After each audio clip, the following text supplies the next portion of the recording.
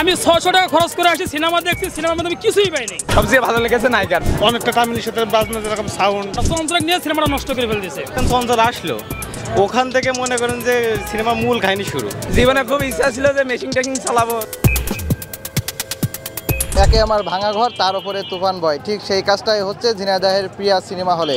এই প্রিয়া সিনেমা হলটি অনেক পুরাতন হওয়ায় সিনেমা হলটি এক প্রকার জরাজীর্ণ হয়ে পড়েছে এবং কিছু কিছু জায়গায় ভাঙা আছে। সেই ভাঙা সিনেমা হলেই এবার চলছে শাকিব খানের তুফান ছবি। আর এই তুফান ছবি দেখার জন্য ইতিমধ্যে দর্শকরা ভিড় করেছে আমরা দেখতে পাচ্ছি, এবং আরেকটা শোয়ের যারা দেখছেন তারা কিন্তু এখন বাইরে হবে। আমরা জানার চেষ্টা করবো এই তুফান ছবি দেখে কেমন লাগলো দর্শকের, সেটি জানার চেষ্টা করবো। সাথে আছে আমি মফিজুল ইসলাম। যেমনটা আশা করলাম তেমনটা হয়নি, বাট অনেক সুন্দর। সবচেয়ে ভালো লেগেছে কোন কোন জায়গায়? সবচেয়ে ভালো লেগেছে নায়িকার ভাই, সত্যি কথা। প্রথম নায়িকার ভালো লেগেছে, মিমির ভালো লাগেনি ভাই। মিমির চেয়ার একেবারে ভাই বিশ্রী চেয়ার, ও চলে না ভাই। বাংলাদেশের নায়িকাই ভালো। এই ছবির কোন কোন দৃশ্য আছে যেখানে আকর্ষণ করেছে? আকর্ষণ তুফানে মারা একটু অ্যাকশন দেখলাম, মেশিন টেকিং বের করলো এই ভাই, তাছাড়া কিছুই না। জীবনে খুব ইচ্ছা ছিল যে মেশিন টেকিং চালাবো, তা তো এখন সেই পরিবেশ নেই। ছবি দেখেই শখ পূরণ করতে হচ্ছে। সব মিলে ভাই কি বলবো, জীবনে বেস্ট একটা ছবি ছিল ভাই। হচ্ছে কি দেখছিলাম যেন, সুড়ঙ্গ দেখছিলাম। দ্বিতীয়টা বেস্ট ছিল মনে করেন যে চঞ্চল চৌধুরীর এটা কি ছবি বের হয়েছিল ভাই, কি হাওয়া মুভি। আর এই তৃতীয় বাংলাদেশে মনে হয় অ্যাকশন মুভির ভিতরে এইটা বেস্ট ভাই। সিনেমা আমার কাছে ভালো হয়নি ভাই, সিনেমা একটা ফালতু সিনেমা। এই সিনেমাতে কোনো গুড় থেকে শেষ পর্যন্ত কোনো ভালো কোনো কাহিনী নাই। এর স্যার রাজকুমার প্রিয়তমা সিনেমা নিডার আমি বাংলাদেশে এর সব খুব ভালো সিনেমা ভাই। এই সিনেমাটা মানে দেখবেন মানে আপনার 120 টাকা একবার পানিতে ফেলাই দিবেন, একবারে ভুয়া। আমি 600 টাকা খরচ করে আসি সিনেমা দেখছি, সিনেমার মধ্যে আমি কিছুই পাইনি, কিছুই না ভাই, কিছুই না। এই সিনেমার ভিতরে নায়িকা থাকতো অবিশ্বাস, হারামি কিন্তু নিশা ঠিকই ছিল।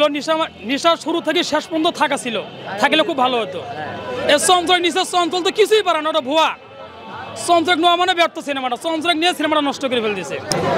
ছবি দেখে মনে করেন যে প্রথম থেকে একটু সময় লেগেছে কাহিনীর ভিতরে যেতে, ঠিক আছে।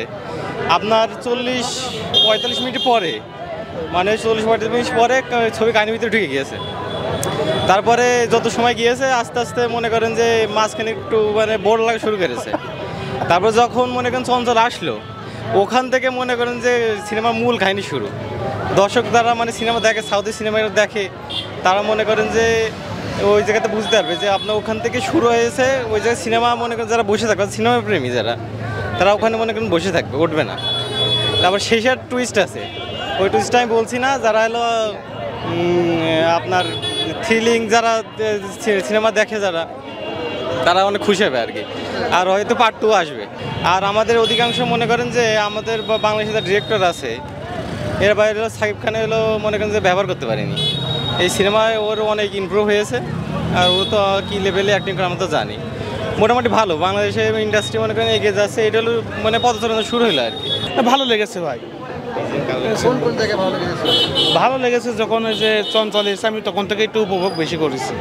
আমি ছবি দেখেছি কম, লাস্টে ঢুকে চঞ্চলের পার্টটা আসলে খুব সুন্দর হয়েছে, ঠিক আছে।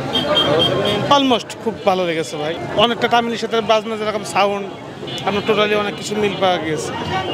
আর সবচেয়ে স্টাইল শাকিব খানের সিগারেট খাওয়াটা খুব স্টাইলের, বাজনার সাথে খুব মিলেছে ভাই।